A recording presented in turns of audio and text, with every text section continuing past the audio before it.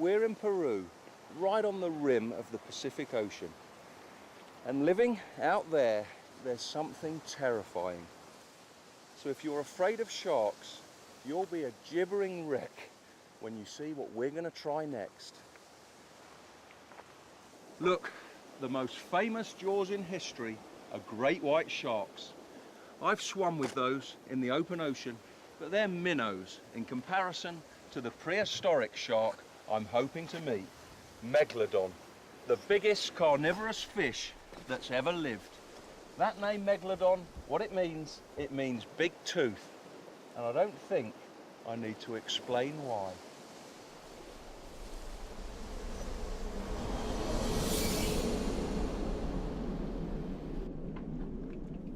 By hunting a Megalodon, we were getting into ever more dangerous waters, and caution had started to creep in amongst the crew.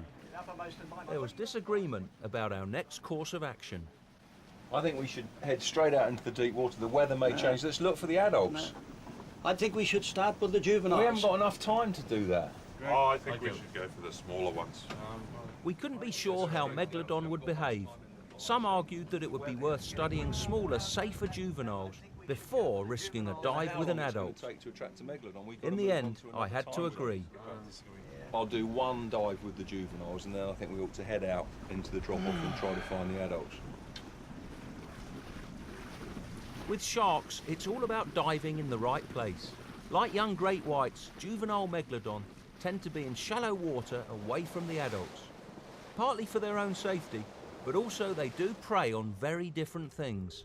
There shouldn't be any adults on this dive.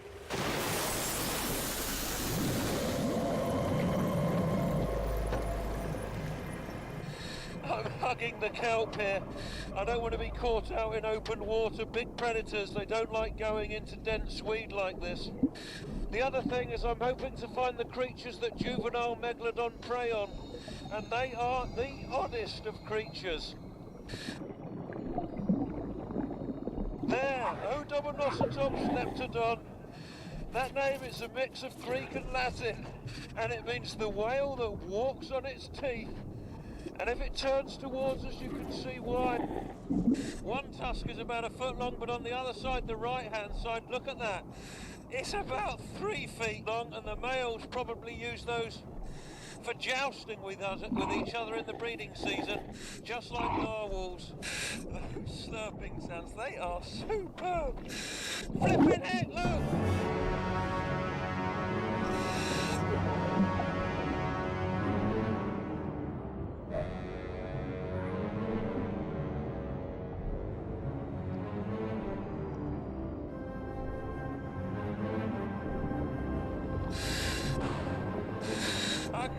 Take my eyes off that.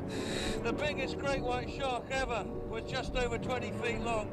That thing, it must be just 3 years old, and that's that size already. Just imagine diving with a full-grown Megalodon, 20 times the weight of this one. What had I let myself in for? We'd seen a juvenile Megalodon, but we hadn't yet learned that much about them. I specifically wanted to see how they hunted. We couldn't just wait around for an attack to happen. We needed to make it happen. This Odobernositops, it wouldn't fool you or me, but hopefully as a decoy it will fool the juvenile Megalodons.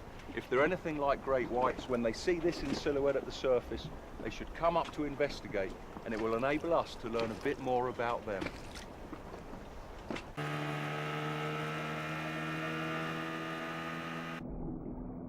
Our dummy didn't swim as well as an Odobernositops, but the young sharks didn't seem to be put off by that. After just 15 minutes, our onboard camera got the shock of its life.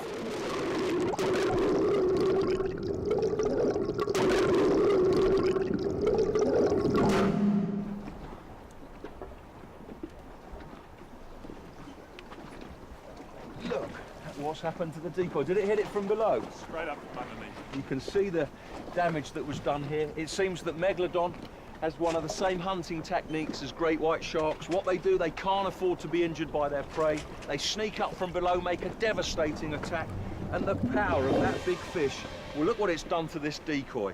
This is obviously weaker than a real animal, real sinew and muscle, so that's why it smashed it in two. But if this was a real animal, it would of course bleed to death. Then the shark would come in when it was really weak and then make the final coup de grace. Megalodon are probably relatives of great whites, and we now knew that the juveniles attack their prey in a very similar way. But what about the adults? How did they hunt? And what does a shark over 50 feet long prey on? Leaving the juveniles behind, we took our boat a few miles offshore. It was time to meet a monster.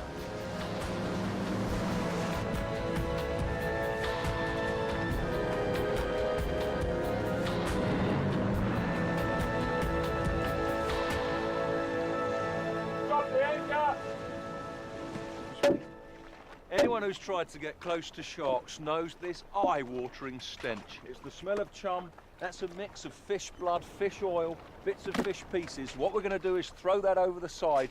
There'll be a trail of odour which will go for miles in the current. A megalodon will smell that and start zigzagging towards the boat.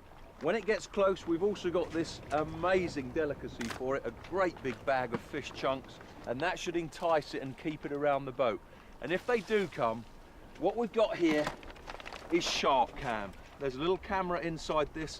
We want to get an insight into the world of the Megalodon. I've got to get close enough to attach it to the base of the massive dorsal fin of a Megalodon. It won't hurt the shark. This will dissolve in a couple of days. The camera will pop up to the surface and then we'll find it and hopefully get some insight into the behaviour of the wild Megalodon.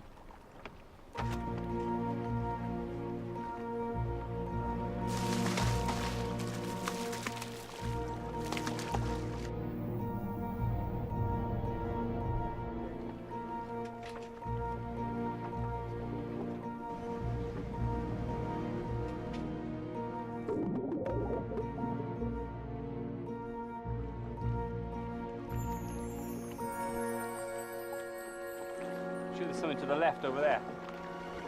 You sure? Yeah, I'm pretty certain.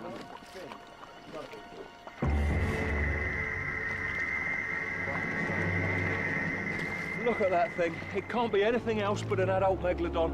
It's more like a sail than a fin, and what we've got to do now is get the cage into the water.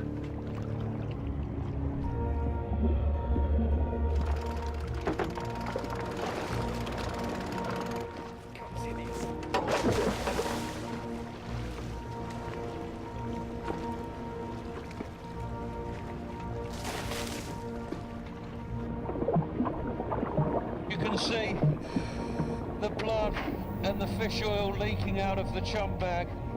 I need to be really prepared for this with the camera. We may only get one chance at it. Who knows how long the Megalodon's going to hang around.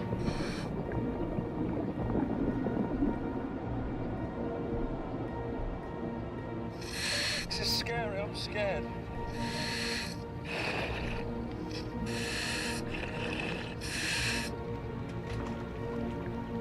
Look, it's coming straight for the cage.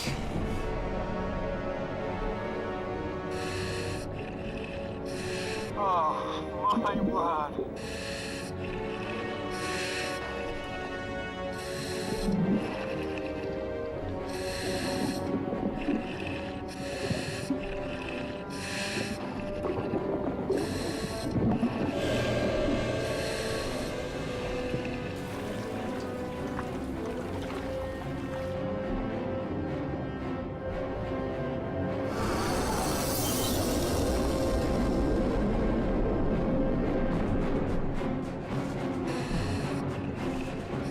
Nothing prepares you for this. I feel like just shooting to the surface and getting out of this cage. But I gotta pull myself together.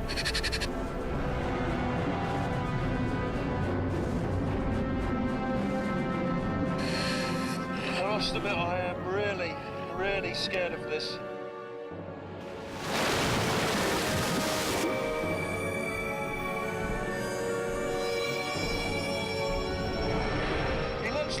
taking a pass now where he's going to be really close. And let's see whether I can get the short cam on. Missed that time.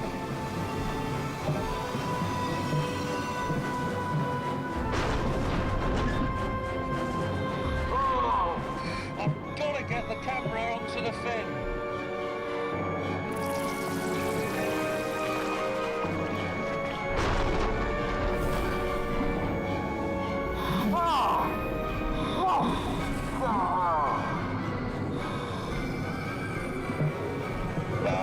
This is hopeless. This is harder than I thought. The fin is just too high. And he's coming straight at the cage.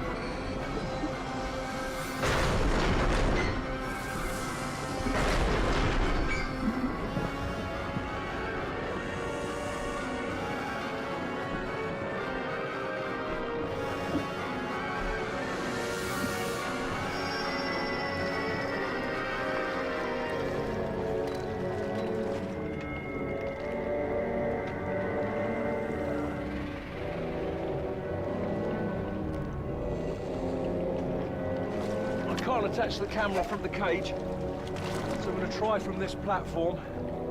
The chum ball, don't put it over the side. Keep your eye on the shark so you can get it in a line along here, please.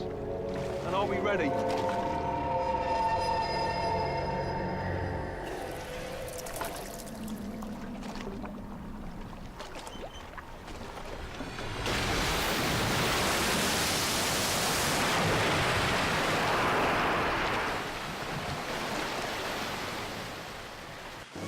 You idiot!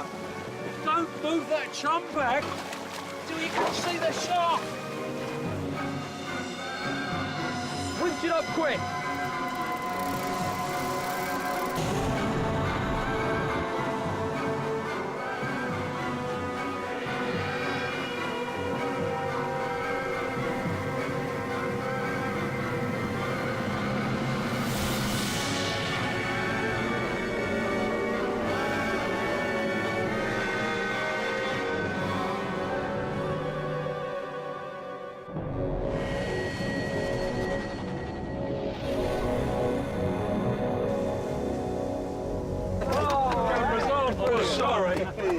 I'm sorry I called you an idiot. I was scared when I fell in, but That was thanks, fantastic. mate. Well done. Well done. I hope we get some shots with that.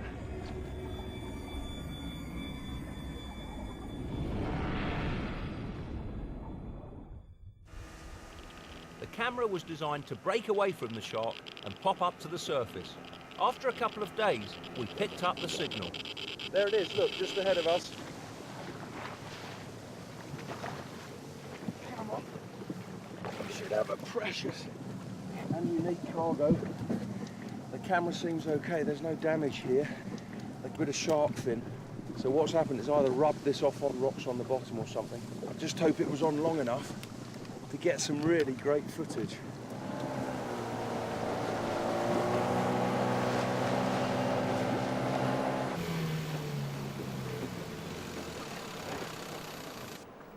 Look, we've got some. The camera's working. This was so exciting.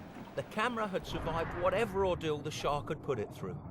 We were in the Pliocene observing a day in the life of a Megalodon, and if that wasn't fantastic enough, this happened. It's a silhouette there, look.